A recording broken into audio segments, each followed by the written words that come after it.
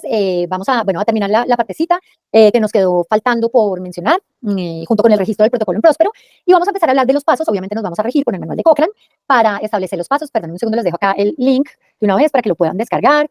Obviamente los que tengan revisiones sistemáticas, pues, mejor dicho, va a ser su Biblia para la revisión sistemática. Entonces, acá les dejo en el link el manual de Cochrane, ¿listo? Está en PDF, lo pueden descargar para que lo tengan, entonces ahí les va a aparecer. Más tarde les vuelvo a copiar el link para los que no hayan llegado. Entonces, ideal, y además porque la actividad evaluativa también tiene una partecita del manual. De hoy en 8 días vamos a hablar de la actividad evaluativa como para que tengan claridad, 5 minuticos, pero que sepan como muy claramente las reglas del juego de la siguiente actividad evaluativa, que ya es la primera, pues como que van a trabajar en grupo, ¿listo? Entonces, hay una parte de ese manual que lo vamos a necesitar para la actividad evaluativa, entonces para que lo vayan teniendo. Yo sé pues que los que se vayan a desenvolver en la vida real como epidemiólogos, pues también van a tener ahí un apoyo con el manual de Cochrane. Listo. Entonces, voy a compartir mi pantalla, mis muchachos, y vamos a empezar. ¿Ustedes vieron Ryan con Juan Camilo? ¿Algo de Ryan? ¿Sí? ¿No? Uy, están mudos hoy, eso sí es raro con ustedes. Profe, que yo me acuerde, no sé si los compañeros también, no. Tampoco se acuerdan. No tenemos visto eso. Ah, bueno, listo. No, era para saber y no repetirles, o si ver un poquito de Ryan, ¿listo? Bueno, habíamos quedado acá y simplemente como para hacer un poquito el recorderis de nuestras diferencias entre revisiones narrativas y sistemáticas. Entonces, bueno, la hipótesis en una revisión narrativa realmente no hay una hipótesis definida, porque puede ser una investigación amplia, mientras que en la sistemática nuestra hipótesis está definida, está formulada, es muy clara, es muy concisa, o sea, yo sé exactamente qué hipótesis voy a probar. La extensión en la revisión narrativa puede tener la extensión que quieran, porque yo estoy mirando como una temática desde todas sus aristas, mientras que mi revisión sistemática solo se refiere a la pregunta de investigación específica. En la revisión narrativa no necesito protocolo, en la revisión sistemática es requisito, y no solo hacerlo, sino que debe estar publicada ya. Ahorita vamos a hablar un poquito de eso. Los objetivos en la revisión narrativa no siempre están declarados. En la revisión sistemática están definidos a priori, tienen que aparecer en el protocolo, no los puedo cambiar, o si los cambio tengo que justificar porque hubo un cambio con respecto al protocolo que yo planteé. En la búsqueda y selección de la información, en la revisión narrativa no hay un método específico, en la sistemática sí, es un método explícito que cualquiera puede reproducir y debería llegar en teoría a las mismas conclusiones que yo llegué, ¿no? En los aspectos incluidos, pues en la revisión narrativa tengo diferentes poblaciones, intervenciones, comparadores, resultados. En la sistemática no puede pasar eso, y eso es algo importantísimo para su actividad evaluativa. A veces no tienen eso en cuenta, entonces sacan artículos y tienen poblaciones diferentes, o incluso resultados diferentes, o comparadores diferentes, intervenciones diferentes. Tengan eso en cuenta para la actividad evaluativa. Ustedes, si parten de una pregunta pico con una población, una intervención, un comparador, unos outcomes, mi algoritmo de búsqueda no puede generar que yo me vaya para otro lado y que termine metiendo artículos que tienen otros resultados, otras intervenciones, otras poblaciones. No tendría por qué pasar. Si es así, es que o el algoritmo de búsqueda está mal construido o que ustedes no hicieron un buen tamizaje. ¿Listo? Los diseños metodológicos en la revisión narrativa puede ser básicamente cualquier diseño, por lo tanto, mi riesgo de sesgo es incierto. Mientras que en la revisión sistemática, desde el protocolo yo ya sé qué diseño voy a usar, cómo lo voy a realizar, con qué algoritmo de búsqueda, en qué bases de datos, etcétera, etcétera. Entonces, digamos que esto disminuye un poco la probabilidad de sesgo. Obviamente, es muy difícil que un estudio sea completamente carente de sesgo, pero por lo menos disminuir al máximo la probabilidad de que se presente sesgo. ¿Listo?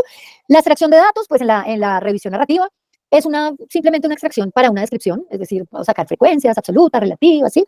Como describir las variables, mientras que en la revisión sistemática yo debo tener preespecificada las variables que voy a medir y la escala en las que la voy a medir, cómo voy a medir el desenlace de interés, si es una medición ordinal, si es nominal, etcétera, porque según eso, también si voy a correr un metaanálisis, pues tengo que alimentar el programa estadístico para correrlo. En el análisis crítico de la información y análisis estadístico, para la revisión narrativa no hay un método explícito y no hay análisis estadístico. Mientras que en la sistemática hay un método para hacer un análisis crítico de la literatura y puede o no haber análisis estadístico, es decir, puede o no haber metaanálisis. No siempre, y lo hablamos hace 8 días, no siempre una revisión sistemática tiene que desencadenar en un metaanálisis. Y en cuanto a la interpretación, pues obvio una revisión narrativa, como no, pues miren todo esto de aquí para atrás, ¿no? O sea, no tiene nada riguroso metodológicamente, entonces obviamente puede de pronto estar permeada por la subjetividad de las personas que investigan, mientras que en la sistemática pues se basa en los hallazgos que yo revisé y que en teoría deben ser pues toda la literatura que está planteada sobre un tema específico. Entonces no hay tanta posibilidad de que mi subjetividad como investigador entre a hacer juego, ni de que yo pues manipule los resultados de esa investigación. ¿Listo? Entonces, dentro de las revisiones sistemáticas, pues puede haber muchas, ¿no? Digamos que puede haber tantas como preguntas de investigación pueden existir, porque van de la mano, pues, como con las preguntas de intervención. Entonces, digamos que yo creo que uno está acostumbrado, como cuando le hablan de revisión sistemática, que sea esta típica, que es la intervención, ¿no? Es decir, yo tengo efectividad y comparo, no sé, medicamento A contra B, intervención A contra B, programa A contra B, ¿sí? Es como la típica y la más difundida de las revisiones sistemáticas, y que generalmente me baso en EGAS o en cuasi experimentos, pero no es la única. Si bien, bueno, ahorita vamos a hablar una cosa de su actividad evaluativa, pero si bien digamos que de las más comunes y de las que uno más ve, ahorita todo se está tirando mucho a datos del mundo real, y miren que muchas revistas están pidiendo publicaciones de datos del mundo real, entonces nos hemos visto abocados a hacer revisiones sistemáticas sobre datos del mundo real, es decir, sobre estudios observacionales, porque obviamente en un ECA todo es muy bonito, ¿no? pues los pacientes se toman la dosis adecuada, a la hora indicada, con los parámetros indicados. En la vida real el paciente se le olvidan de 5 dosis, 6, si es a las 6 de la mañana se lo tomó a las 10, luego se volvió a acordar al otro día a las 5 de la mañana y se tomó 2 pepas porque se le había olvidado una, o sea, entonces es muy importante ver qué pasa con todo esto de efectividad, de seguridad, de todo eso en el mundo real, que realmente bueno, de eficacia realmente, que realmente, pues, donde se puede ver cómo está funcionando una intervención realmente, no bajo el ambiente controlado de un ensayo clínico, ¿listo? Entonces, digamos que ahora nos hemos abocado a eso. Listo, también puede haber de pruebas diagnósticas, obviamente las medidas de salida van a ser sensibilidad, especificidad, características operativas de esas pruebas diagnósticas, ¿no? Pero resumiendo, digamos que varios de estos estudios, obviamente o transversales o casos y controles, bueno, en general observacionales, pero también se pueden encontrar, no es lo más común, no es que uno encuentre pues millones de metaanálisis de pruebas diagnósticas. De hecho, yo he tenido 2 grupos con los que hemos empezado a hacer metaanálisis de pruebas diagnósticas y nos ha tocado cambiar un tema porque no encontramos suficientes estudios como para metaanalizar. Entonces, realmente no hay tanto como para, sí, como para, entonces uno no ve tantos estudios como podría haber de eficacia o seguridad, de otro tipo de factores de riesgo, de otro tipo de estudios. Puedo hacer revisiones sistemáticas de factores de riesgo pronóstico, entonces, ojo, obviamente también tendría que ser con observacionales, ¿verdad? Uno que otro experimental desde que no toque con la ética, pero lo normal es que sea sobre estudios observacionales, y miro, bueno, qué factores de riesgo se han encontrado asociados con un desenlace o qué exposiciones con un desenlace, ¿listo? Puedo hacer de efectos adversos, entonces ya estaría un poco más en el terreno de la seguridad, que tiene unas características y unas subdivisiones específicas cuando uno quiere estudiar seguridad. Todo lo mismo, tengo que hacer tengo que recolectar todos los estudios que hablen de seguridad, que ahí sí tengo de los 2 ámbitos, tengo experimentales, porque igual todos los medicamentos, vacunas, etcétera, han pasado por una fase de sus ensayos pivotales, ¿sí? O sea, los clínicos fase 3, en que se ha evaluado la seguridad, entonces puedo hacerlo. Observacionales, ya cuando realmente están en fase 4, que ya los sujetos empiezan a mostrar esos efectos adversos. O una revisión de revisiones que se llama Umbrella Review, que cojo varias revisiones sistemáticas y la resumo en un metaanálisis, ¿sí? O sea, varios metaanálisis en uno, o sea, es una revisión de revisiones sistemáticas que digamos que sería pues el punto más alto o bueno, la lupa más grande dentro de esa nueva pirámide de evidencia. Entonces, obviamente, mi pico variaría. ¿Y por qué es tan importante? Porque acuérdense que desde la pico construyo el algoritmo para poder hacer mi búsqueda de literatura. O sea, si en todos los tipos de estudio la pico es fundamental, en las revisiones sistemáticas, si usted tiene mala pico, se tiró de ahí en adelante todo el proyecto. Porque en el otro, bueno, yo le puedo dar un retoquito ahí, planteé mal esto, pero aquí le toca volver a empezar, porque de estas preguntas sale su algoritmo de búsqueda. Entonces, si la tiene mal, su algoritmo de búsqueda va a cambiar completamente. Entonces, es fundamental que la pregunta de investigación esté bien estructurada. ¿Listo? Entonces, puedo tener o una intervención, ¿sí? Según las revisiones que vimos, que es la típica, tengo una población, una intervención, un comparador, un outcome, un desenlace, o sea, la típica pico. Puedo tener una etiológica, es decir, que pregunte por factores de riesgo, por factores protectores, ¿sí? Factores asociados. Entonces ahí no tendría el comparador, ¿no? Porque digamos que la exposición y el comparador serían, pues, el grupo que no tiene esa exposición. Entonces sería población, exposición y desenlace o outcome. Si es de validez diagnóstica la revisión sistemática, pues debo tener en mi pregunta de investigación la población, la intervención que sería mi test índice, mi prueba índice o el que voy a evaluar, el comparador que sería mi gol estándar, ¿verdad? Y el desenlace que sería la patología o la condición de interés que quiero evaluar. Pero también puedo tener de validación, que es muy útil para pues, psicología, psiquiatría, porque usualmente estos son desenlaces psicométricos. Entonces tendría mi población, mi prueba o test aplicar, la condición de interés y el desenlace, que suele ser lo que les digo, ¿no? De características psicométricas. O puedo tener de pronóstico, entonces todos estos modelamientos de sobrevida, etcétera, etcétera. Entonces tengo una población, una intervención, una exposición, no sé, un medicamento, una terapia, el desenlace a predecir, no sé, sobrevida, qué modelo voy a usar y la temporalidad, entonces no sé, a 5 años, a 10 años, a 15 años. Entonces miren que no siempre es la pico, que puede variar. Por cosas netamente didácticas y para que les quede más fácil, pues no les voy a poner a hacer un ejercicio evaluativo sobre pruebas diagnósticas, ni sobre validación de pruebas psicométricas, ni sobre pronóstico, ni sobre teología, porque quedaría un poquito cojo el asunto. Luego, para que quede claro para todos, todos deben hacer una pregunta de intervención, de lo que quieran. Medicamento A contra B, medicamento A contra placebo, 2 tipos de técnicas quirúrgicas, 2 tipos de intervenciones en psicología, de modelos educativos para un paciente, lo que quieran, pero intervención y comparado. ¿Listo? Entonces, es una de las características de la actividad evaluativa. Está escrito en Canvas, pero sin embargo me gusta reforzarlo acá. Y sin embargo, con todo eso, a veces llegan unas actividades evaluativas pues, que no tienen nada que ver. Entonces, nada de cuáles son los factores de riesgo de esto, cuáles son los factores protectores, qué prueba diagnóstica es mejor, no. ¿Cuál es la sobrevida? No. ¿Sí? En pacientes con esto, el medicamento va comparado con placebo, cuál tiene, bueno, cómo son los días de estancia hospitalaria. Listo. O cuál disminuye las cifras de detención arterial. Listo. La pregunta es la que quiera cada grupo, pero debe ser de intervención. ¿Listo? Perfecto. Bueno, aquí simplemente el ejemplito, porque esto también lo tienen que entregar, entonces hacen su pregunta de intervención, en este caso es etiológica, ya saben que ustedes es de intervención, la desglosan en el componente pico, ¿no? Aquí la pregunta es si existe mayor riesgo de presentar eventos adversos en la atención de pacientes en unidades de cuidados intensivos con equipos de profesionales de la salud que no trabajan en equipo comparados con los que trabajan en equipo.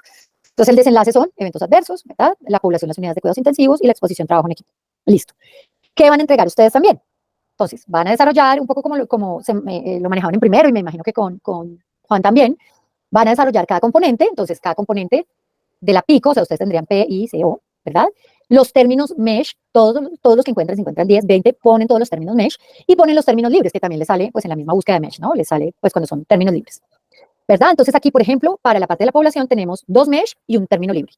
Esos los vamos a unir con OR. Acuérdense que cada uno de los términos para la misma parte, la P, la I, la C o la O, se unen con OR, ¿verdad? Entonces, primer mesh, OR, segundo mesh, OR, término libre. Y aquí me dieron 2.894 resultados. ¿Por qué lo pongo a hacer así? Porque finalmente los anexos de las revisiones sistemáticas con metaanálisis y los estudios de efectividad y seguridad que van para el IETS y todo, tiene que reportar uno el algoritmo así, y cuánto se encontró por campo, y cuánto se encontró, y así para cada base de datos que elija. Entonces, es lo que se maneja técnicamente. Listo, para el segundo componente de mi pregunta pico. Entonces tengo solo un mesh y tengo 1, 2, 3 términos libres. Entonces los uno con OR. Bueno, el mesh que encontré, OR, primer libre, OR, segundo libre, OR, tercer libre. Donde aquí pongan AND, se tira la búsqueda. Porque es como decirle, mándemelo con todas las palabras que en últimas son sinónimas. Entonces no lo pueden hacer así. Entonces siempre, entre cada uno de los mesh y los libres para cada componente, se usa OR. Y finalmente el outcome, acuérdense que esta es una pregunta de teología, por eso no tengo el comparador. Entonces el outcome es eventos adversos. No encontré términos libres, pero encontré 1, 2, 3 mesh y un como subencabezado, ¿verdad? Entonces los uno con OR, también el primer mesh o el segundo mesh o tercer mesh o el subencabezado, me dan 30.507. Aquí tengo cada partecita de mi pico, pero me interesa tenerla toda, porque me interesa recuperar los artículos que tienen toda la estructura de mi pico, porque son los que en últimas me van a hablar de lo mismo, o yo asumo, obviamente después los tamizo. Entonces pongo cada parte que puse aquí en unión OR y la uno con AND. Entonces todo esto AND, toda esta segunda parte AND, toda esta tercera parte. Esto recorderis porque pues, ya lo han hecho muchas veces, pero bueno, aquí quedaría, digamos que mi algoritmo de búsqueda base, y aquí decidí ponerle 2 filtros. Quiero tener un filtro que sean de 10 años, ¿verdad? O sea, de los últimos 10 años los estudios, y quiero tener un filtro en el que me mande revisiones sistemáticas, porque aquí voy a hacer una revisión de revisiones. Entonces, eso es lo que me interesa, me dan 14 artículos finalmente. ¿Listo? Ya vamos a ver en el ejercicio ustedes cuántos van a seleccionar, ¿vale? Pero por ahora, llegamos hasta ahí con la búsqueda. ¿Qué pasa después? Un poquito, adelantándonos un poquito, yo tengo que antes de iniciar ya de manera real mi revisión sistemática, hacer un protocolo. ¿Qué hago? Yo siempre, con mis estudiantes y cuando estoy haciendo yo mis revisiones, yo siempre corro un algoritmo de prueba como para mirar, sobre todo con los estudiantes, porque en últimas a mí, pues si no se va para metaanálisis, pues no hay lío. Se expone ahí que los artículos no permitieron. Pero con los estudiantes, como ustedes sí o sí tienen que llegar a metaanálisis, pues lo que suelo hacer yo es primero correr el algoritmo antes de presentar el protocolo y cualquier cosa y tantear si sí vamos a tener los documentos necesarios para metaanalizar y si no, cambiar de tema rápidamente o de desenlace o de comparador, para no irles a hacer perder tiempo de pronto con un protocolo ya aprobado. Entonces les recomiendo siempre, y en su vida real siempre también hacer como un tanteo de si están los documentos necesarios para no perder tiempo, porque pues una revisión sistemática es dispendiosa. Luego de eso, ¿qué procede a hacer? Hace su protocolo, ¿verdad? Y lo sube a una página que se llama Próspero, ¿vale? Entonces, un protocolo es casi como hacer una pequeña investigación y debe subirlo a esta página sí o sí. ¿Por qué? Porque hay un sesgo en las revisiones sistemáticas que se llama sesgo de notificación, y es el hecho de que lo que yo publique sea diferente a lo que planteé en mi protocolo. Si no hay protocolo, ese sesgo pues va a estar muerto y obviamente eso va a despertar sospechas. Entonces, obviamente, para ser muy objetivo en la elaboración de mi revisión sistemática, yo tengo que declarar de entrada qué es lo que voy a hacer en ella. Y obviamente pues se basa en las recomendaciones de Cochrane. Entonces, ¿qué necesito? Registrarlo, uno se mete a esta página, hace su registro inicial, si ya tiene registro pues se loguea y mete su protocolo.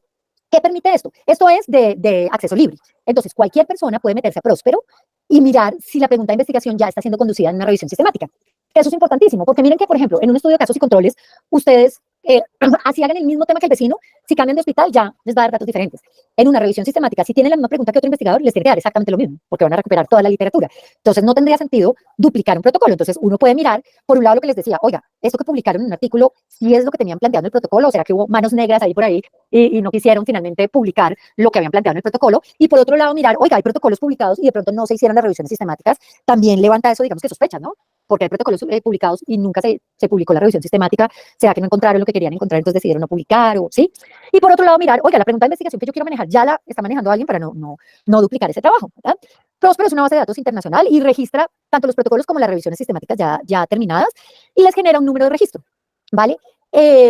A veces pide aclaraciones o pide, digamos que hacer algunas revisiones o pide algo que esté faltando dentro del protocolo, pero esto no implica que ellos hagan una revisión metodológica. Ellos simplemente revisan como que estén los componentes, no tienen pares académicos, pues como una publicación ni nada. Simplemente es como que el protocolo quede en una página global y que cualquier persona lo pueda consultar. Después de un tiempo que antes de la pandemia era muy rápido y post pandemia ya es muy lento, les dan un número de registro y una vez que ustedes tengan o su proyecto final de la U o el artículo final, deben, digamos que relacionar ese número de registro que les dio Próspero para que cualquier persona pueda ir al protocolo. O sea, en la universidad también es necesario que los que se gradúen con revisión sistemática con metaanálisis tengan ese número de protocolo, el que esté terminando y no lo haya hecho, tiene que correr, puedes registrar el protocolo antes de publicación, porque si no, seguramente eso no se los van a publicar nunca y seguramente los jurados también van a decir, bueno, ¿qué pasó aquí con el protocolo? Ahora, siempre que registren protocolos, deben citarlo y deben reconocer a Próspero pues como la fuente de datos de donde tomaron algo. Y obviamente, lo que les decía ahorita, realmente no es una evaluación por pares, no les evalúan la calidad, simplemente es lo publico en una base de datos de Open Access y cualquiera puede mirar. Ahora, yo puedo cambiar mi protocolo porque a veces las revisiones sistemáticas no marchan tan bien como uno quisiera, entonces por el camino le toca cambiar alguna cosa, como lo que les digo. Yo una vez tenía protocolos ya registrados en Próspero, etcétera, etcétera, etcétera, y cuando fui a ver, pues pucha, no, o sea, no encontramos artículos que compararan directamente y nos tocó cambiar el protocolo. Sin embargo, esos cambios siguen apareciendo registrados, o sea, ustedes pueden ver si se ha cambiado 4 veces un protocolo. ¿Por qué? Para que cualquier persona que entre a la página, digamos que pueda auditar de cierta manera esos protocolos que estamos viendo y mirar en serio, pues que haya habido como una coherencia entre lo que plantea el protocolo y lo que se publicó finalmente. Entonces, obviamente, esto hace que haya cierta transparencia en esas revisiones sistemáticas y disminuye pues el riesgo de publicación, ¿no? Porque yo digo, oiga, sí, mire, las mismas variables que reportaron en el protocolo fue sobre la que dieron resultados, ya. Entonces, eso es muy bueno. ¿Qué pasa cuando ustedes registran el protocolo en Próspero? Este se migra directamente a Cochrane, entonces no tienen que registrarlo por duplicado. Cochrane se alimenta de esas bases de datos de protocolos de Próspero, entonces digamos que lo jala a su propia base de datos, entonces ya está ahí como en las dos bases de datos ya de una vez, ¿listo? Y Cochrane, pues obviamente es esa red importantísima internacional que no solo tiene investigadores y profesionales, sino que es un equipo que incluye pacientes, tomadores de decisiones, cuidadoras de pacientes y en general cualquier persona que se interese por temas de la salud para producir información, digamos, de salud que sea confiable. Y realmente ahora es, pues, por lo menos en revisiones sistemáticas, para ensayos clínicos, para eso, pues sí es una de las de los organismos, pues digamos que más confiables y mejor, no sé, mejor rankeados en este momento. Entonces, miren que Cochrane, pues en últimas, recopila y resume toda esa información que yo tengo de revisiones sistemáticas y de los protocolos, con miras a que realmente yo pueda apoyar la toma de decisiones informadas, o sea, decisiones basadas en evidencia, que es en últimas volver como empezábamos hace 8 días el encuentro, ¿no? Esta vaina más allá de hacer un mamotreto es cómo puede aportar a las decisiones basadas en evidencia, a la toma de decisiones aplicadas, pero que se basen en la información que yo tengo, la información relevante que yo tengo, ¿no? Y obviamente, bueno, hay unos nodos de Cochrane que están o por subtemas o por nodos, digamos que de localización, nodos geográficos, y aquí sí, los de Cochrane sí hacen pues cierta revisión por pares. Igual Cochrane también tiene a su disposición varias cosas. Uy, este sí se hipervinculó, pero se hipervinculó al manual. Qué maravilla. Perdón, un segundo. Pero ya no me sale. Ya les muestro el manual, ya recorremos un poquito el manual. Perdón, un segundo. Entonces, bueno, dos cositas. Esta es la página de Próspero, entonces simplemente se loguean. Obviamente, desde la pandemia está haciendo, digamos que un seguimiento mucho más rápido a los registros de protocolos de COVID-19 por obvias razones. Pero bueno, no quiere decir que sus protocolos no sean revisados, lo que pasa es que obviamente se va a tardar un poco más. Antes eso se demoraba un mes, ahora a veces uno sube protocolos en 2 o 3 meses, todavía no han dado respuesta. Entonces, bueno, y bueno, ellos mismos lo aclaran en su página principal, ¿no? Que se le está dando prioridad pues pues a las investigaciones o revisiones sistemáticas sobre COVID-19. Igual también tiene elementos educativos, entonces los invito a que revisen la página de Próspero y los invito a que revisen la página de Cochrane también, que Cochrane tiene un montón de cosas chéverísimas. Cochrane tiene videos, tiene tutoriales, tiene, bueno, toda la parte de ensayos clínicos, toda la parte de revisiones sistemáticas, pero además, por ejemplo, tienen cursos de revisiones sistemáticas con metaanálisis, tienen cursos solo de metaanálisis, tienen un programa solo de ellos que se llama RefMan, que es en el que vamos a ver el metaanálisis nosotros de hoy en 15 días. Que vamos a ver un poco cómo se maneja RefMan. Entonces, es un programa específico de la colaboración Cochrane que sirve como editor de texto, pero también para hacer toda la parte estadística de los metaanálisis y es súper intuitivo, súper fácil, mucho más fácil que hacerlo con Stata, que tiene uno que aprenderse los mil comandos, etcétera, etcétera. Entonces van a ver que RefMan es súper chévere para revisiones sistemáticas y metaanálisis. SPSS no tiene. Entonces, pues ahí está la respuesta por si alguno me pregunta que por qué no lo hacemos en SPSS. Entonces, y hay unos online, pero yo he probado algunos online y todos me han parecido malísimos. O sea, como que no salen las cosas como de verdad, son como, no sé, como que todavía no los han desarrollado bien, entonces lo vamos a hacer en RefMan. Bueno, en pandemia tuvieron muchísimos cursos gratis, el de revisiones sistemáticas era como de 3 millones y en pandemia lo dieron gratis. Tienen tutoriales de uso de RefMan, o sea, tienen muchas cosas chéveres educativas que también los invito a visitar la página. Pueden hacer una búsqueda con Pico, como para el que esté haciendo revisión sistemática y mirar, bueno, si está, no está, o simplemente por temas de búsqueda. Y bueno, ahí pueden ver como toda la parte de biblioteca, de podcast, bueno, y educativa de Cochrane. Entonces, pues, obviamente no tenemos tiempo de detenernos solamente en Cochrane, pero les hago como el llamadito a que le cacharreen a la página, que es interesante. Y finalmente, pues aquí tenemos el manual Cochrane. ¿Están viendo cada vez que cambia de ventana, cierto? Sí, señora. Ok. Porque es que a veces no se cambia la ventana y queda uno ahí hablando solo. Listo, y aquí tenemos el manual. Obviamente es un manual largo, no les pido que se lo lean todo, perdón. Pero bueno, les voy a decir un poco en qué nos vamos a centrar para la actividad evaluativa y luego lo tendrán para que consulten sus cosas. El que quiera entrar al IELTS a futuro, esa vaina es aprenderse este manual de memoria. La prueba de ingreso es más o menos hacer una revisión sistemática y analizar metaanálisis. Entonces, bueno, aquí tenemos la introducción, cómo desarrollar, etcétera, etcétera, y los pasos que ahorita ya en la segunda partecita los vamos a ver. Pregunta de investigación, búsqueda de estudios, selección de estudio, obtención de datos, evaluación de riesgo de sesgo, análisis de datos, análisis de sesgo de informe, presentación de resultados, interpretación de los resultados. Es un poco lo que vamos a ver hoy, sin metaanálisis, obviamente, y sin sin pues la calidad metodológica que lo vamos a ver de hoy en 8 días. Y aquí como algunos temas especiales, entonces inclusión de estudios no lectorizados, efectos adversos. ¿Qué pasa? Este manual, en teoría, como las revisiones sistemáticas con metaanálisis surgieron inicialmente para ensayos clínicos, este manual se basa en eso.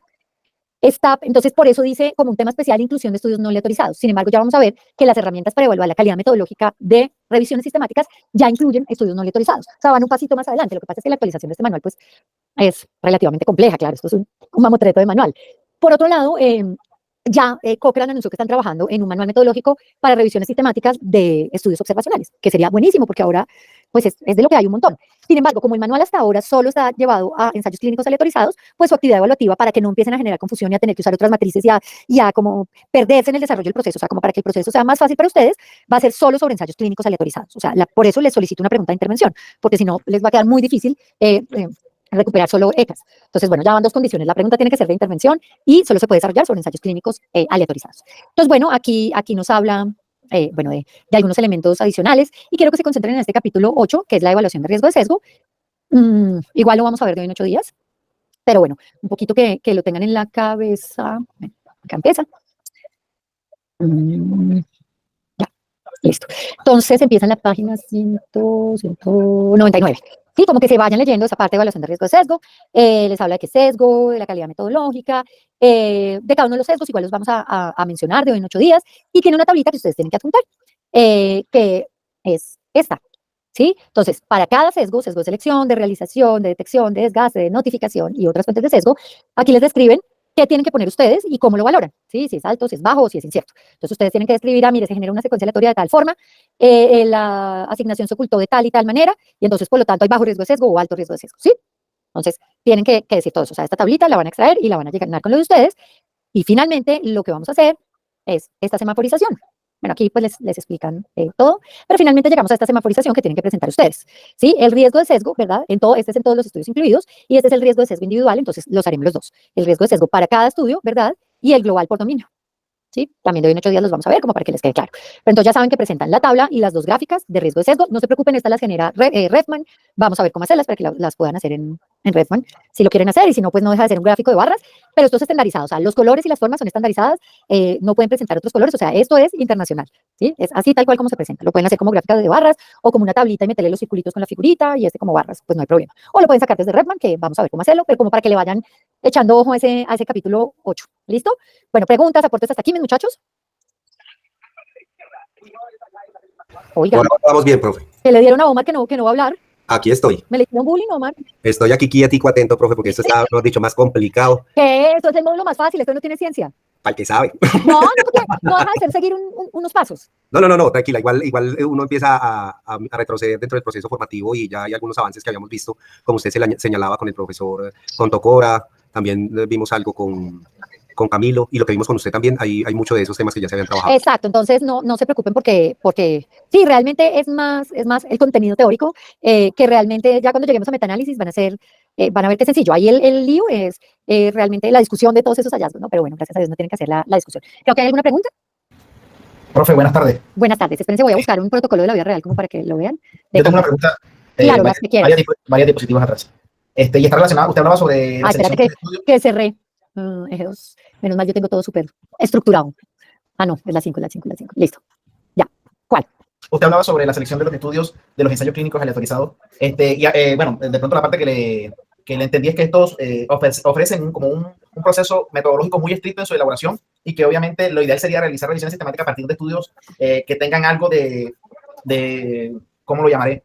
Como de desorden frente al comportamiento de los participantes en los estudios. Obviamente que usted ya de pronto me comprenderá un poco más frente a lo que quiero decir. Que estos estudios podrían arrojar mejores resultados a partir de este desorden, permítame decirlo así, sí, claro, de los pacientes. Pero yo digo, por ejemplo, yo como fabricante de medicamentos, yo no hago un medicamento para gente desordenada. Claro, pero en la vida real, mira que en la vida real, teniendo en cuenta unos aspectos de farmacodinámica, disponibilidad, eliminación de medicamentos y todo esto. Y obviamente yo lo veo desde el punto de vista de que esto me le da mayor credibilidad frente a mi estudio, porque tiene una metodología bien clara frente a cómo se realizó la revisión. Claro, te voy a separar como la respuesta en dos partes. La primera parte que te quiero responder es sobre el estudio con el que sale al mercado. Obviamente tiene que ser un ensayo clínico aleatorizado, porque si no, no tengo todo el control sobre eventos adversos, sobre seguimiento de pacientes, sobre toma de dosis, sobre el comparado que le estoy dando, intervenciones, formas farmacéuticas, etcétera. Ahí estamos de acuerdo. Se hace con unos criterios de farmacocinética, farmacodinámica, de seguridad, de todo, que los pacientes en teoría no debieran pasar por alto. Ahí es perfecto. Y obviamente, qué chévere metaanalizar ensayos clínicos, porque si los ensayos clínicos dan el grado más alto de evidencia a uno, pues bien hecho, pues realmente un metaanálisis de estos ensayos clínicos también va a ser algo muy bueno. Por otro lado, a lo que voy o a lo que iba en ese momento, era que ahora se está buscando mucho que también se metaanalicen con datos del mundo real para ver qué pasa en el mundo real, si esto se comporta igual, ¿sí? Que bajo esas condiciones perfectas de un ensayo clínico sí tenemos el mismo comportamiento con estudios de cohorte, de transversales, de casos y controles. Entonces ahora Cochrane dijo, venga, tenemos que sacar un manual también para revisiones sistemáticas sobre estudios observacionales, porque ahora se está haciendo mucho. O por ejemplo, sobre campos que es imposible hacer ensayos clínicos, factores de riesgo. Tú no puedes someter a pacientes éticamente a un factor de riesgo para ver un desenlace. Entonces ahí no nos queda más que metaanalizar estudios observacionales. ¿Sí? Era más como a ese punto. Listo, de acuerdo, profe, muchas gracias. Sí, sí. Ahora tengo otra pregunta con respecto a usted, colocó un cuadro Bótala sobre todas. la diferencia entre la revisión de la literatura y la revisión sistemática. Hablaba de que la revisión de la literatura no tiene un objetivo claro. La narrativa. La narrativa no tiene un objetivo claro frente a la esencia de su realización. Pero bueno, yo diría que como profesional de la salud, a mí me motiva a saber un poco más sobre una temática o a despejar ciertas dudas frente a esta. Y obviamente eso no constituye la esencia de la revisión. Por ejemplo, si yo necesito saber qué se está haciendo o qué guías o qué actualizaciones sobre el manejo de dengue actual eso no podría constituir un objetivo frente a la realización de estas. Claro, pero mira que no es un objetivo que esté planteado bajo una pregunta pico con una metodología establecida, con unos objetivos específicos. Es más como una intención que un objetivo en el estricto metodológico de la palabra. ¿Sí? Comprendo, profe. Comprendo. Listo. Bueno, aquí hay un registro más o menos de Próspero. Quería buscar otro que estaba un poquito más completico, pero no lo encontré. Pero bueno, un poco como para que miren que va al título, la pregunta de revisión, la estrategia de búsqueda. Miren que desde el protocolo yo la declaro, ¿verdad? Los criterios de elegibilidad, entonces estudios incluidos, estudios excluidos, cómo voy a valorar la calidad de los estudios incluidos, o sea, qué lista de chequeo voy a usar para valorar la calidad de esos estudios incluidos, los desenlaces, yo puedo tener desenlaces primarios y desenlaces secundarios, ¿verdad? Cómo voy a determinar la heterogeneidad, que también lo tengo que declarar de entrada, que lo vamos a ver cuando hablemos de metaanálisis, cómo voy a valorar el riesgo de publicación, porque es el único riesgo que no se valora en esa tablita de Cochrane, sino que hay una gráfica para valorarlo y hay una prueba estadística. Perdónenme a ver si en un segundo encuentro un poco uno más completico. Pero, bueno, espérense. A ver, registro Próspero. No. ¿Es este? ¿Es este mismo? ¿O es otro? Sí, es este mismo. Espérense, a ver, le doy con otra palabra, a ver, como para que vean más completico ya cómo debe quedar. Así que lo escribieron con una sola N. Vamos a ver. No, espérense, a ver, si aquí sí está. No, sí lo escribieron con doble N. Que este es un poco más, este ya está aceptado, ya está, bueno. Listo. Miren, uno un poco más completo. Este estaba en ciernes, este ya es el que se mandó a Próspero. Todo es en inglés, ¿no? Título en el idioma original, fecha prevista de inicio, fecha de finalización de búsqueda, porque si alguien quiere hacer la revisión tiene que contar con esas fechas para reproducirla. Bueno, qué de las etapas ya ha comenzado o que ya está completo, el contacto, el correo electrónico, dirección, teléfono, afiliación de la organización, los miembros del equipo, las fuentes de recursos, conflictos de intereses, colaboradores, pregunta de investigación, las búsquedas, la URL con la estrategia de búsqueda, es decir, con los algoritmos, dominio o condición o patología que estoy estudiando, participantes, o sea, la población, intervención, comparador, tipos de estudio incluidos, el contexto, el resultado primario, resultados secundarios, cómo voy a hacer la extracción de datos, cómo voy a evaluar el riesgo de sesgo, cómo voy a sintetizar los datos, qué análisis de subgrupos voy a hacer, tipo y método de revisión, idioma, país, detalles adicionales, el URL si el protocolo ya ha sido publicado, planes de difusión, palabras claves y como cosas adicionales que se necesiten. O sea, miren que el protocolo es una cosa muy seria, muy completa como para esa entrega, ¿no? Finalmente, pues el documento queda como muy, muy fortalecido. No sé si hay más dudas, más preguntas hasta acá. No, señora. Listo, entonces nos vamos con los pasos, tal cual estoy siguiendo el esquema de Cochrane, porque obviamente pues es lo estandarizado internacionalmente para hacerlo, y generalmente pues en todos los sitios donde hagan revisión sistemática les van a pedir regirse pues por Cochrane. Entonces, tiene un flujogramita que es formular y refinar la pregunta de investigación, definir los criterios de elegibilidad, buscar la evidencia, tamizar las referencias y los estudios seleccionados, evaluar la calidad, extraer los datos y sintetizar la evidencia y hacer análisis estadístico cuando aplique. Vamos a hablar de cada una de estas partecitas, pues hasta donde alcancemos hoy, terminamos en 8 días. Para que la última sesión de este eje sea completamente dedicada a metaanálisis. Entonces, lo primero es definir la pregunta de investigación. Entonces, ya dijimos, debe estar en formato pico, debe tener su población, intervención, comparador y outcome, salvo pues que tenga otro tipo de revisión sistemática, pero bueno, ya sabemos la estructura general. Con T puede ser con el tiempo de revisión. Va uno a Próspero, mira que no haya sido, o sea, que no haya un protocolo en marcha igual, o lo otro que le exigen a uno es que no haya una revisión sistemática igual en los últimos 5 años, porque tampoco tendría sentido si salió una revisión hace un año, yo empezar a hacer otra por un año de estudios, que puede que solo salgan 2 o 3 nuevos. Entonces, tengo que comprobar que no se haya resuelto recientemente esa pregunta de investigación, obviamente me meto a las bases de datos, busco y miro, bueno, si hay una revisión sistemática reciente, pues no tiene sentido. Y finalmente voy a una cosa que no es tan conocida, pero que, por ejemplo, para el IEX es exigido, y es refinar la pregunta de investigación con expertos metodológicos temáticos, pacientes o cuidadores de pacientes, profesionales de la salud. Entonces, ¿qué se hace ahí? cojo mi pregunta de investigación, obviamente con el equipo metodológico la adecuo, hago la búsqueda, listo, no se ha resuelto. Entonces, no sé, es de 2 intervenciones para cáncer de pulmón. Cito a 2 neumólogos, 2 oncólogos, 2 o 3 o 4, los que quiera, mínimo 2, y les presento mi población, les presento, bueno, la intervención pues es como estándar, los comparadores y los resultados. Para cada una de esas cosas, hago como un foro de discusión y los especialistas en el tema, tienen que ser especialistas en el tema, porque uno es metodólogo, pero pues no es especialista en todos los temas, le dicen, no, mire, mejor póngalo para esta población, o cierre más la población, o amplíela, o ponga para este tipo de cáncer, entonces para el metastásico, para el de células pequeñas, para el de células no pequeñas, ¿sí? Empiezan como a refinarle a uno. Luego en los comparadores, lo mismo. Ah, no, mire, estos comparadores no están en Colombia, no han llegado, o estos ya están obsoletos, ya no los usamos, exclúyalos, incluya mejor estos, y para los resultados lo mismo. Ah, no, en lugar de ver sobrevida 1 año, mire la 4 años, en seguridad, mire, no sé, náuseas, mire esto, que son más importantes, y esos, los resultados los valoran en una escala, de 1 a 10. Entonces los resultados que tengan más puntaje son los que van a quedar en últimas, por ejemplo, los desenlaces de seguridad y de efectividad. Luego, esa pregunta ya refinada, va uno donde pacientes, o en caso que pues, sea una condición que afecta a niños, cuidadores de pacientes, y lo mismo hace una reunión, usualmente estas reuniones son virtuales, uno las puede hacer presenciales, pero por ejemplo, cuando son medicamentos para VIH, ese tipo de cosas, usualmente son virtuales, anonimizadas. Sí, cuando son como enfermedades sensibles, son virtuales, anonimizadas y sin cámara prendida. Con especialistas sí son con el nombre del especialista, cámara prendida, todo eso debe quedar grabado por si el IETS lo pide. Entonces va uno donde el paciente obviamente no sabe ni de población, ni de intervención, ni de comparadores, entonces al paciente lo que le presenta a uno son los desenlaces, y el paciente como doliente le dice a uno, mire, este desenlace sí, pero, por ejemplo, una vez en un refinamiento de pregunta para enfermos de SIDA, nos decían, nosotros teníamos concedidas todas, ¿no? Los eventos adversos, entonces náuseas, vómitos, malestar general, adinamia, disfagia, bueno, y los pacientes nos decían, hay uno importantísimo de X medicamento, obvio, no voy a nombrar el santo, que es que genera manchas en la piel y eso para nosotros es estigmatizante porque se dan cuenta que estamos en tratamiento. Entonces, son desenlaces que de pronto no son importantes para uno, ¿sí? Pero para el paciente son importantes y los incluye uno. Y esa es la forma de refinar la pregunta de investigación. Creo que hoy el pitico, no sé si tenían alguna pregunta. Sí, profe, ¿cómo estás? Buenas tardes. ¿Cómo estás? Hola, mi Kevin. Profe, una preguntita, qué pena que me voy un poquito con el trabajo. Ahí también hay una lista de chequeo que se llama la Consort, profe. Yo abrí la página y aparece la 2010. Vamos con esa 2010 porque veo una nueva que es Spirit Consort 2024. No, váyanse con la 2010, que fue la que les dejamos el link, porque como eso se prepara el año anterior. Ah, listo, perfecto. Si esa era mi duda, porque pues hay una 2024 y pues, no sé, no quiero abrir y cuando no abres como un estudio que te muestre directamente respecto a esa unión de esas dos. No, vete con la Consort. Yo ahí les dejé, ojo, porque el año pasado no estaba como el link funcionando y a veces como que se cae, pero bueno, ahorita lo probamos y si no, yo se las mando en Word para que la llenen. Igual a Spirit Consort, mi Kevin, es para el protocolo, o sea, la lista de chequeo del protocolo, no del ensayo clínico como tal. Ustedes necesitan es valorar los ensayos clínicos que van a incluir en el ejercicio, ¿vale? Sí, señora. No el protocolo, porque no tienen que presentar protocolo. Sí, señora, muchas gracias. Listo, pues. No sé si alguien más tiene alguna otra pregunta. Ah, listo. Entonces, bueno, mi preguntita ya está al pelo, ¿verdad? Ya los especialistas y los pacientes ya me dijeron que incluir, la refiné, entonces ya la tengo muy bien definida, empiezo a especificar mis criterios de elegibilidad. O sea, ¿qué es lo que va a pasar? ¿A quién voy a incluir? O sea, ¿qué tipos de pacientes? No sé, adultos, niños, con qué subtipo o con qué estadio de la enfermedad o con qué gravedad, qué condición específica, porque sí, cáncer, pero es que hay 1000 subtipos de cáncer.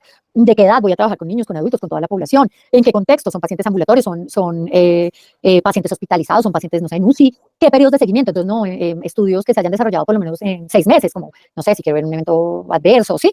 Y los criterios de inclusión. Entonces empiezo a decir lo que necesite. Ah, no, mire, voy a incluir textos en español, inglés y portugués, que es como lo usual cuando uno hace la revisión sistemática, pues en español.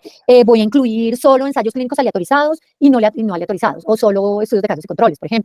Se van a incluir estudios de los últimos publicados en los últimos 10 años, ¿sí? Y obviamente, según eso ya empiezo a cerrar mi muestra. Lo que les decía aquí es un poco lo que les planteé ahorita que les hablé de Cochrane, ¿no? Ya están trabajando otros manuales, por ejemplo, para estudios cuasi experimentales, que así la evidencia sea más pobre que los aleatorizados, pues los necesitamos y están empezando a ver la posibilidad de hacer manuales ya para estudios observacionales. ¿De qué depende qué tipo de estudio elija? Pues de mi pregunta de investigación. Obviamente, entre los revisores de mi equipo, yo discuto. Si tengo uno de factores de riesgo, pues no me puedo ir por ensayos clínicos aleatorizados. Venga, los de la derecha fuman y los de la izquierda no habrá cuál le da cáncer de pulmón, pues cero ética. Entonces, pues es la pregunta de investigación la que me guía esos criterios de elegibilidad y esos tipos de estudio. Lo mismo, ¿no? Antes de pasar al otro, planteo ciertos criterios de exclusión. Por ejemplo, que no voy a incluir actas de congreso, ni resúmenes, ni estudios de los que no se pueda recuperar full text, ni estudios modelo animal, o sea, todo este tipo de cosas que no me va a dar los resultados que yo busco. Luego, entonces, especifico qué fuentes de datos bibliográficos voy a consultar. Obviamente, deben buscar varias bases de datos, distintos idiomas, para que realmente sea una revisión sistemática de la literatura, si no es una chequeadita ahí por encima de la vaina. ¿Qué plantea Cochrane? Plantea que debe hacerse en Medline, pues, bueno, aquí especifica qué plataformas son, pero bueno, en Medline, en Embassy, pero ojo porque Embassy tiene unos términos específicos para Embassy, que no manejan los mismos términos mesh, algunos son iguales, pero otros no, son su vocabulario controlado que se llama Entry, y son específicos de ellos. La base de datos, obviamente, de Cochrane, de revisiones sistemáticas. La base de datos de revisiones de efectos, que se llama DARE, y LILACS. Digamos que eso es lo que especifica Cochrane. Si ustedes quieren irse un poco más allá, se puede hacer. Pero bueno, digamos que cuando se trabaja con ensayos clínicos, yo creo que estas plataformas son base. Para la actividad de ustedes, solo se les exige Medline, porque pues son 5 o 6 artículos, no necesitamos que consulten todas las bases de datos, pero pues sí, por lo menos querría que supieran que Embassy tiene un vocabulario controlado y la búsqueda pues es un poco diferente a cómo se desarrolla en Medline, ¿verdad? Pero adicionalmente, y recomendado por Manuel Cochrane, y cuando veamos las listas de calidad metodológica, se van a dar cuenta que se incluye un punto en que se pregunta si se incluyó literatura gris. Entonces, es fundamental que ustedes hagan búsqueda de literatura gris. Por ejemplo, tesis de grado, entonces repositorios institucionales de las universidades, o publicaciones de organismos gubernamentales, organismos internacionales, no sé, datos de la ONU, datos de la OPS. Sí, todas estas cosas que pueden aportar datos para mi revisión sistemática, y hay bases de datos específicas de esa. Una es Open Grade, que es desarrollada por el Instituto de Información Científica y Técnica, o de Grey Literature, que es de la Academia de Medicina de Nueva York. Entonces, miren que hay bases de datos específicas, pero pues yo suelo también meterme a repositorios de universidades, o hacer mi búsqueda con tesis, o trabajo de grado, o proyecto de investigación, porque a veces encuentro unas cosas interesantes que puede complementar y que así no estén publicadas, puede apoyar su revisión sistemática. Después de eso, ya construyo mi estrategia de búsqueda ya súper definida, porque ya refiné mi pregunta, ya sé qué voy a buscar, ya sé dónde lo voy a buscar. Entonces, hago mi algoritmo de búsqueda ya súper bien, como lo vieron, pongo mi estrategia Picot, planteo cuántos mesh, cuántos entry, en caso de que esté trabajando en Embassy, cuántos términos libres, y empiezo a usar los operadores booleanos, ¿verdad? Los sinónimos, construyo mi algoritmo de búsqueda y filtro en caso de que necesite filtrar de alguna manera. ¿Sí? No sé, un idioma específico, un tipo de estudio específico, unos años de búsqueda específicos, ¿sí? Y hago una cosa que también me exige Cochrane, que es hacer búsqueda en bola de nieve. Es decir, cuando yo tengo recuperados ya mis artículos, busco las referencias bibliográficas de esos artículos, obviamente conservando mis criterios de inclusión y exclusión, y en esas referencias bibliográficas miro qué se me escapó. ¿Por qué? Esto me asegura que en serio tenga acceso a todo lo publicado sobre mi pregunta de investigación, o sea, que no se me escapa nada. Porque si se me escapa algo, pues de entrada, nada más con la estrategia de búsqueda, voy a sesgar ya todo mi proyecto y no van a tener válidos los hallazgos. Entonces, fuera de toda esta búsqueda en bases de datos, tengo que hacer esta búsqueda manual o en bola de nieve. Y entonces ahí sí ya entro a seleccionar mis estudios. Entonces, completa la búsqueda, empiezo yo, a título personal, lo que hago es que cojo todas las referencias, las descargo y las meto en Mendeley. Yo trabajo Mendeley, hay gente que le va mejor con EndNote, hay gente que le va mejor con, no sé, con Zotero. A mí me gusta mucho Mendeley, es como el de mis afectos, ¿verdad? Entonces ahí lo primero que hago es ordenar los artículos y los ordeno por autor, etcétera, o por título, y puedo eliminar los duplicados, que es el primer paso. Y todo esto lo voy anotando en un cuadernito, en una agenda, en una hoja de Word. Entonces, encontré tantos, duplicados tantos, después de eliminar duplicados me quedan tantos. Si manejo 5 bases de datos, entonces por base de datos pongo, de Medline me salieron 1000, de Embassy me salieron 35, de Lilac me salieron 50, listo, en total fueron tantos, después de eliminar duplicados me quedan tantos, porque todo eso se reporta en el flujograma Prisma. ¿Listo? Una vez que elimine los duplicados, ya me quedo con los primeros que tengo que tamizar. Y ahí, échese la bendición. Porque a veces tamiza uno 100, pero a veces yo he tenido revisiones sistemáticas en la empresa que he tenido que tamizar 2000 y pico artículos. Y son los que salieron. No puede hacer nada, ni llorar, ni esconderse, ni... Eso es lo que hay que tamizar de malas. Se va a sentar a tamizar de aquí a un mes y sentado sin levantarse de la silla. Entonces, miren que a veces no es como tan fácil el proceso. A veces salen menos artículos. Entonces, ¿qué hacen? 2 personas, 2 revisores de manera independiente y cegada, es decir, ninguno de los 2 sabe qué está haciendo el otro, ¿verdad? Empieza a revisar primero por título y abstract. ¿Qué busco en este primer proceso de tamizaje? Lo que busco en este primer proceso de tamizaje es decir, venga, el título se corresponde con mi pregunta de investigación y el abstract también. O sea, veo que sí es la población, la intervención, el comparador, el desenlace, y que adicionalmente es el tipo de estudio que yo necesito. Es una mirada rápida a que se adecue a mi pregunta Picot, o sea, que responda lo mismo y que cumpla los criterios de elegibilidad, ¿sí? Por eso esa primera revisión es mucho más rápida. A veces el revisor 1 dice, este queda incluido, el revisor 2 dice, este no. Entonces, ya cuando destapemos el segmento y vemos qué escogió cada uno da sus opciones, ¿no? Mire, yo lo excluí, uno le pone una etiquetica, mire, yo lo excluí porque no es la población, entonces el otro dice, ay, miércoles, yo no me di cuenta, sí, queda excluido, entonces le pone en la base de datos de él o en el Ryan de él excluido. O no, no, yo me confundí, sí, había que incluirlo, listo. Si no pueden dirimir, tiene que entrar un tercer revisor a dirimir el conflicto y decir, sí, queda incluido o no, queda excluido, ¿listo? Entonces, esta revisión inicial es que se ajuste perfectamente a mi pregunta de investigación, o sea, población, intervención, comparador, desenlace, y que cumpla los criterios de elegibilidad. ¿Creo que hay una pregunta? Hoy el pitico. No, profe, sino que estábamos que al realizar una revisión de 2000 artículos hay que comprarles una buena silla, realmente, porque eso demanda bastante tiempo. Claro, pero a veces es lo que te sale.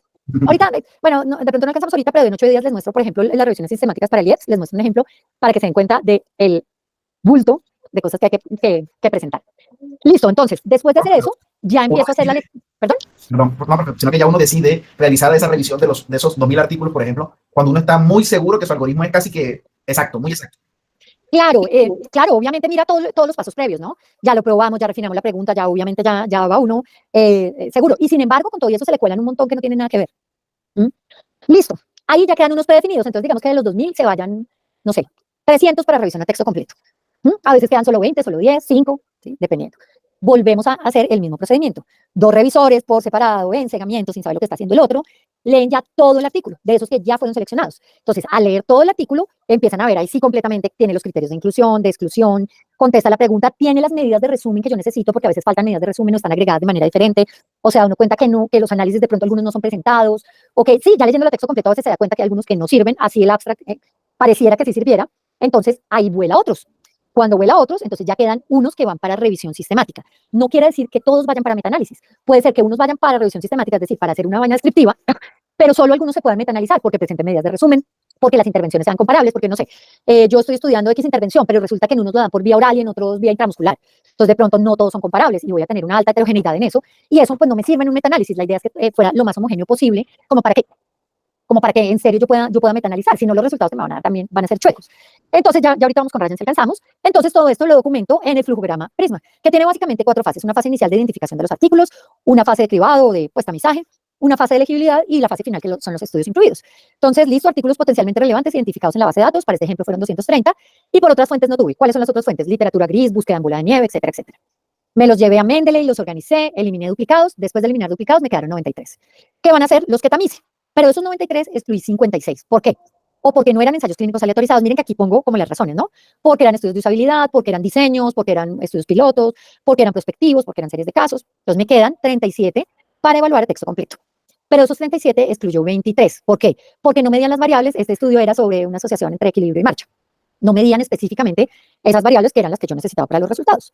Entonces, de esos 37 volé 23, me quedan 14. Esos 14 los incluyo en la revisión sistemática, pero solo con 10 me voy a metaanalizar. De pronto esos 4 tenían medidas de resumen diferentes o la calidad metodológica era mala, entonces decido no llevármelos a metaanalizar para no meterle sesgo, ¿sí? Entonces, miren que a estos que incluyo en la revisión les cobro la matriz de calidad metodológica según el tipo de estudio. Uno Strobe, una Consort, un Newcastle Ottawa, bueno, dependiendo del estudio. Y según eso, pues ya me voy con unos estudios incluidos ya para el metaanálisis, pero certificando que tengan cierta calidad metodológica para que no se confundan los datos del metaanálisis. No sé si tienen preguntas hasta acá, muchachos. Sí, señora, yo. Bótenlas todas las que quieran mientras... Profe, no, dos cositas ahí. La primera, digamos que en ese orden de ideas, realmente pulir muy bien la parte de pico es fundamental para evitar que se llene uno de artículos, ¿cierto? Es decir, cuando se tiene una pregunta muy fuerte y muy organizada, pues se limita muy bien la búsqueda. No sé, claro. Esa sería una. Y la total, segunda, parte de que tu pregunta sea buena. Si no es buena, esa vaina va a ser... van a abrir en cualquier 1000 o 2000 que usted señalaba por ahí, pues ahorita no hay forma. La segunda, profe, era, por lo menos en las bases de datos de las que nos da acceso a la universidad, Scopus y Embase, ¿cierto? Por ejemplo, Scopus sí nos deja ingresar por parte de la universidad, Embase no. Sabiendo, pues las dos aparecen por el Sevier, ¿cierto? Pero ustedes se registran en el Sevier y ahí se lo saca. O sea, no he podido encontrar el documento final, qué horror.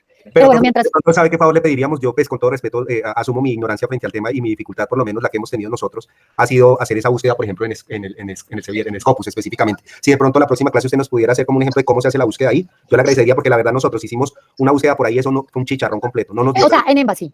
En Base, sí, señor. Listo, perfecto. Yo les hago o sea, no nos da... Bueno, es que Scopus es como de ranking, Scopus es más como para ranking de revistas, índices H de investigadores y eso.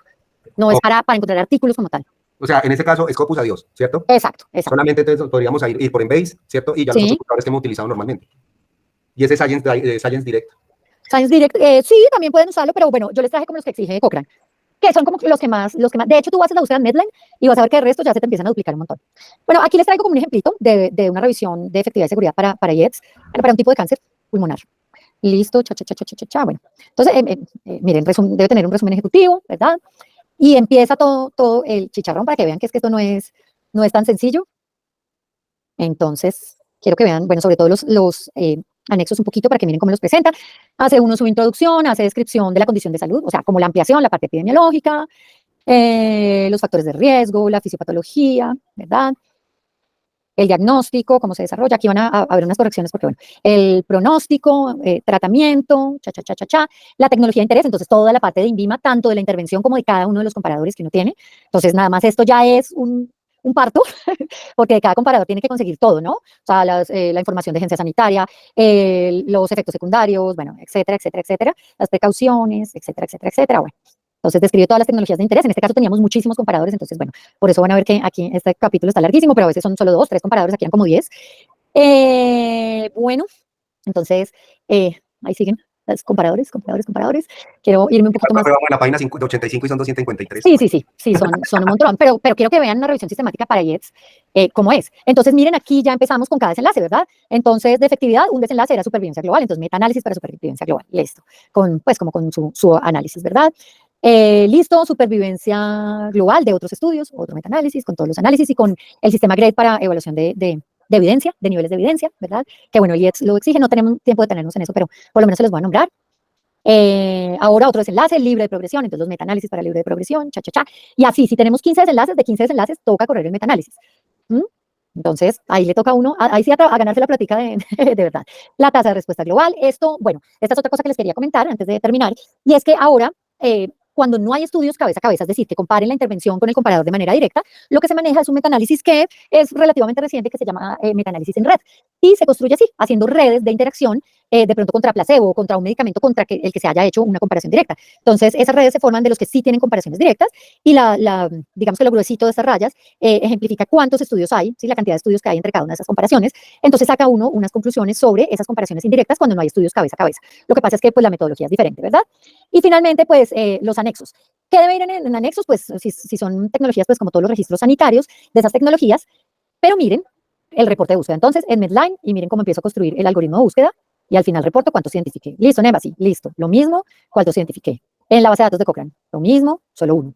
Listo, en DER, cuántos identifiqué, 0. En Lilacs, cuántos identifiqué. Aquí, bueno, en el Instituto de Evaluación de Tecnologías, en Salud, listo. Aquí en la Red Española de Agencias de Evaluación de Tecnologías Sanitarias, aquí. Entonces, miren que realmente cada paso yo lo tengo que documentar, si no después los anexos se me vuelven un despelote. El flujograma Prisma, finalmente, como aquí hicimos varias subbúsquedas, y adicionalmente, cuando ya reviso a texto completo, debo tener un listado que venga con el autor, título y año de cada una de las referencias que excluí y el motivo de la exclusión. Si excluí 100 tengo que poner acá con sus motivos de exclusión. ¿Listo? Entonces, miren que todo tiene que quedar muy bien documentado, déjenmelo abierto para el siguiente grupo, todo tiene que quedar muy bien documentado porque si no, en alguna parte del proceso, pues se van a meter una pérdida terrible y van a quedar ahí debiendo los anexos y sin esos anexos no hay trazabilidad del proceso y si no hay trazabilidad del proceso, pues quedamos fregados, muchachos. No sé si tengan alguna otra pregunta, alguna otra duda, Ryan, lo vemos de hoy en 8 días y miramos un poquito la búsqueda y acabamos con la parte de extracción de datos para entrar ya en sesgos. ¿Listo? No Sí, sé si tienen dudas, preguntas. Gracias. Bien, ¿vamos bien por ahora? No sé. No. Sí, el tema es un poquitico denso. Pero...